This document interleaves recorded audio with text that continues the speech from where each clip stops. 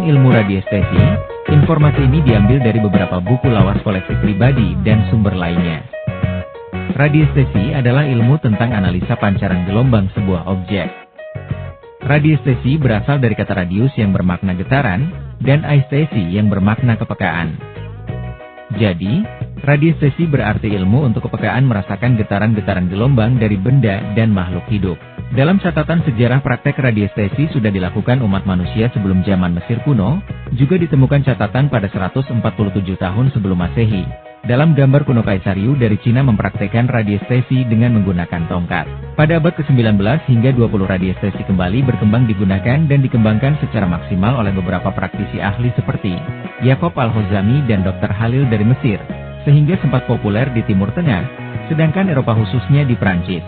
Radiestesi kembali populer karena sangat ditekuni atas jasa Pastor A.B. Mermet dan Alfred Bovis. Bahkan kurang lebih 2.500 dokter mempraktekkan radiestesi dalam prakteknya. Radiestesi biasanya digunakan untuk mendiagnosa suatu penyakit dan menemukan obat yang cocok dengan kasus penyakitnya. Penjelasan Dr. Khalil dalam buku berbahasa Arab, Al-Moga Al-Zatiyah, yang berarti, getaran diri. Buku pertama dalam bahasa Arab tentang radiestesia diedit dan diterbitkan oleh Dr. Khalil pada tahun 1985. Sedangkan di Prancis Alfred Bovis telah mengembangkan skala Bovis untuk meningkatkan vitalitas manusia dan makanan. Dia melakukan ini karena dia mencari metode yang akurat, namun sederhana, untuk menentukan kualitas bahan makanan yang dia geluti secara profesional. Dia berasumsi bahwa semua materi memancarkan radiasi. Frekuensi panjang gelombang radiasi ini diyakininya mampu diukur. Dia membuat skala dengan menggunakan pendulum yang bergerak di atas skala ini saat membaca nilai produk yang diukur. Setelah Perang Dunia Kedua metode Bovis dikembangkan lebih lanjut oleh fisikawan Simoneton dan hasil pembagian skala sejak saat itu disebut nilai Bovis. Orang sehat mempunyai nilai 6.500 hingga 8.000 pada skala Bovis. Oleh karena itu, agar tetap sehat, manusia perlu mengonsumsi makanan lebih dari 6.500 skor Bovis. Banyak makanan, terutama makanan yang diproses secara berlebihan tidak mencapai nilai ini dan oleh karena itu mengurangi kesehatan manusia. Kedahsyatan aplikasi ilmu radiestesi dari catatan sejarah dan buku-buku klasik. 1. A.B. Mermet, dia menemukan emas di tanah pertanian Sedeles di Swiss. Awalnya dia diminta untuk mencari sumber air oleh kepala dewan kota, namun Mermet mengatakan bahwa lebih mudah menemukan emas di lahan ini, karena tidak adanya sumber air yang bagus. Akhirnya dia menemukan emas yang disembunyikan ibu si petani saat zaman Perang Dunia ke-1 agar tidak dirampas oleh tentara musuh pada tahun 1914. 2. Pada tahun 1934 majalah Geneva Tribune menceritakan A.B. Mermet menemukan jasad anak yang hilang di pegunungan dengan radiestesi. 3. Pada tahun 1943 di Oklahoma, A.C. Gotowski beserta rekannya seorang ahli geofisika menyaksikan seorang petani bernama J.W. yang membantunya menemukan sumber minyak bumi dengan botol kecil yang diisi cairan. Yang lebih mengherankan lagi, sumber itu tidak bisa dideteksi oleh metode geologi atau geofisik. 4. Pada tahun 1967 masuk ke koran New York Times, dari Satuan Marinir Amerika Mayor Mali menemukan lorong bawah tanah persembunyian persenjataan Vietcong dengan media pendulum.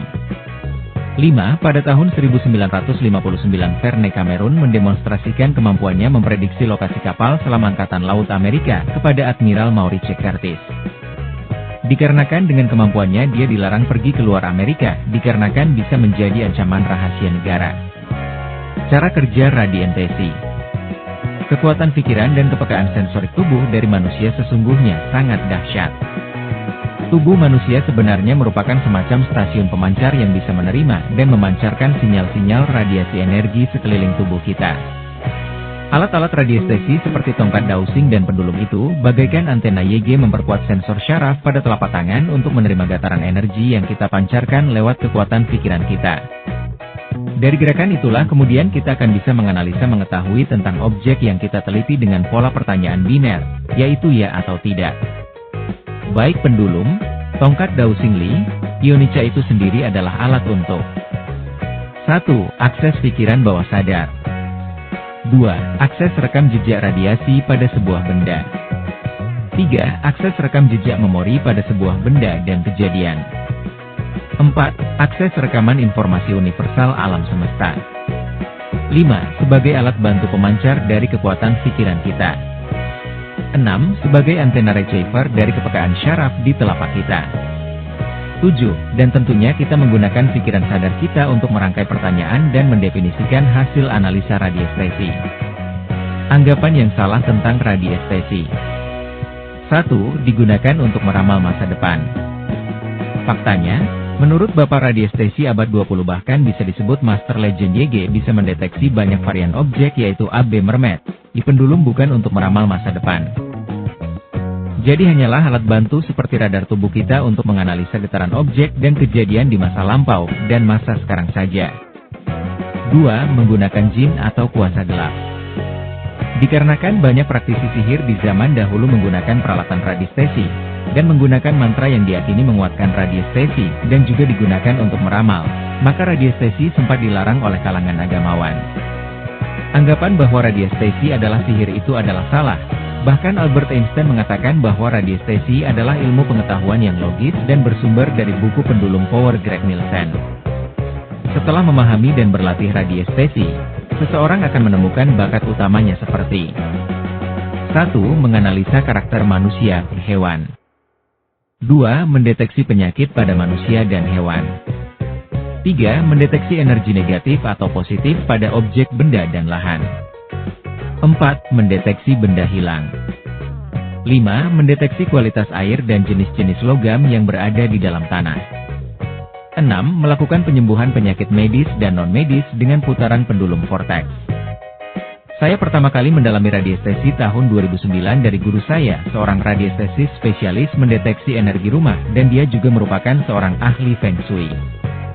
Alhamdulillah, hasil latihan kepekaan tingkat akurasi saya dalam pendeteksian energi negatif dengan teleradiestesi, analisa jarak jauh disebut juga teleradiestesi.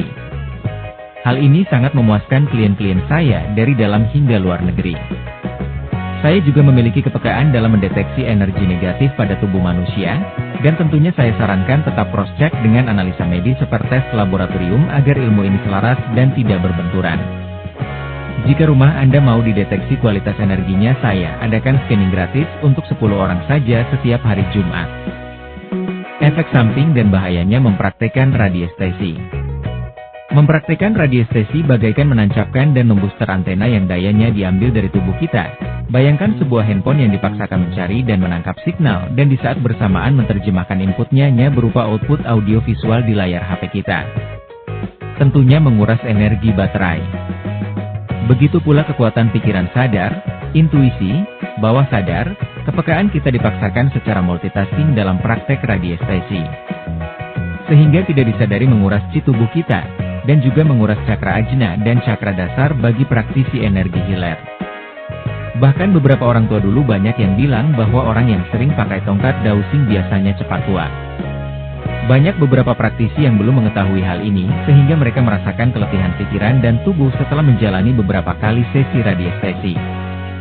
Bahkan saat melakukan teleradiestesi atau pendeteksian jarak jauh, seringkali entitas penjaga tempat menghambat dan menyangka scanning yang kita lakukan adalah sebuah ancaman. Sehingga perlu tata cara khusus agar aman. Walaupun jarang sekali terjadi, beberapa orang menjadi gampang kesurupan saat melakukan radiestesi. Mengapa demikian? Karena ayunan pendulum membuat efek trans, atau terhipnosis sehingga rekaman pikiran bawah sadar yang mengingat pendulum adalah benda mistik masuk mempengaruhi pikirannya sehingga menarik hal-hal negatif sehingga terjadilah kesurupan. Jauhkan pikiran bahwa pendulum adalah benda mistik. Pendulum adalah alat untuk memperkuat radar kepekaan dari tubuh manusia. Radiestesi dengan pendulum juga bisa digunakan untuk praktek ruqyah atau penyakit-penyakit non-medis. Dengan menggunakan bahan-bahan dari unsur kayu tanaman kelor, gaharu, bebatuan kristal, wewangian yang tidak disukai oleh bangsa jin. Memutar pendulum di area tertentu pada tubuh pasien membuat kumparan energi atau vortex yang bisa memabukkan bangsa jin. Bagaimanakah caranya agar kita terhindar dari efek negatif saat mempraktekkan radiestesi dengan pendulum? 1. Kondisi mental dan fisik harus baik, tidak dalam kondisi galau, kesal, marah, bersedih atau gembira berlebihan. Usahakan perut tidak lapar dan tidak dalam kondisi kehausan. 2. Posisi duduk di kursi, telapak kaki menempel ke bawah bumi, sebaiknya tanpa alas kaki. Dilarang bersila atau menyilangkan salah satu kaki. 3. Gunakan tangan dominan dan siku menempel di meja saat memegang pendulum. 4. Gunakan pendulum yang aman, paling aman berbentuk bulat lonjong telur. Pendulum runcing sangat menguras chi tubuh dan human chakra system, kecuali Anda paham risiko dan Anda seorang radiestesis berpengalaman yang sudah mempersiapkan keamanan tubuh dan ruangan saat mempraktekannya. Pendulum radiestesi yang saya produksi adalah NP3, singkatan dari North Pole Paramagnetic Pendulum. Dengan menggunakan ring yang telah diinduksi magnet kutub selatan yang mengarah ke utara, berisi kristal khusus yang telah dibooster untuk penguat cakra dasar dan cakra ajna dibalut oleh tali sutra merah ungu, dan dibalut sutra hitam. Pendulum NP3 ini berdasarkan dari teori. 1. Teori AB Mermet, bapak radiestesi modern yang mengatakan pancaran gelombang natural sebuah objek adalah pada kutub utara yang bertahap bergerak mengarah pada garis khatulistiwa. 2. Alfred Bovis, yang menggunakan kristal dicampur logam yang disebutkan paramagnetik, dengan memakai tali serta lilitan bahan sutra merah dan ungu untuk menambah kepekaannya. Bahan sutra menjadi perhatian Bovis karena kelembutannya membuat vibrasi tertentu pada tangan. 3. Menggunakan teori Stephen Kent, seorang ahli pendulum yang sudah berpengalaman lebih dari 30 tahun yang mengatakan bentuk terbaik pendulum adalah bulat telur, karena menyerupai medan energi aura manusia.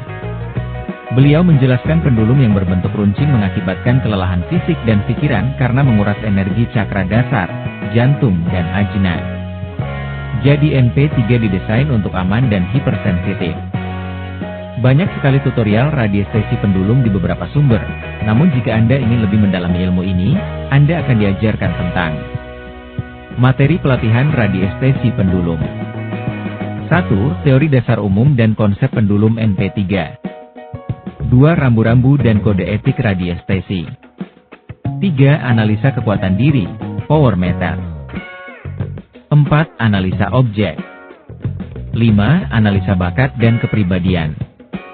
6. Analisa penyakit, klasik medical pendulum. 7. Analisa makanan. 8. Analisa tanda tangan. 9. Analisa simbol. 10. Analisa calon karyawan. 11. Analisa calon pasangan. 12. Analisa calon rekan bisnis. 13. Terapi dengan pendulum. 14. Pendulum dan loas. 15. Scan cakra dan aura. 16. Analisa pekerjaan yang cocok. 17. Peta kesadaran Hawkins. 18. Bovis chart. 15. Analisa pekerjaan yang cocok. 16. Analisa energi negatif pada rumah. 17. Dasar-dasar teleradiestesi. 18. Turunkan tensi dengan pendulum. 19. Atasi sulit tidur dengan pendulum. 20. Afirmasi penyembuhan dengan pendulum. Baiklah teman-teman, jika Anda ingin mempelajari ilmu radiestesi pendulum ini lebih mendalam, baik untuk pendeteksian maupun untuk alat bantu penyembuhan pikiran dan psikosomatis, Anda bisa hubungi saya di WhatsApp, dengan isi pesan, belajar pendulum. Kirim ke 0822-1470-2588. Biaya hanya Rp700.000, sudah termasuk NP3 pendulum senilai Rp350.000. Terima kasih telah mengunjungi Abah Akbar Channel.